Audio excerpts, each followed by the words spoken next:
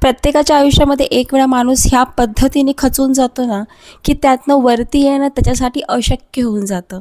पण आपल्या आजूबाजूला असलेल्या लोकांसाठी काही का असेना पुन्हा नव्याने उभं राहावं लागतं. आयुष्यामध्ये अप्स अँड डाऊन्स इतके बघितले आहेत ना, की आता कळतंय की बस हीच एक लाईफ आहे. हेच आहे, जे व्हायचं आहे ते होणारच आहे, त्याला आपण काहीच करू शकत नाही.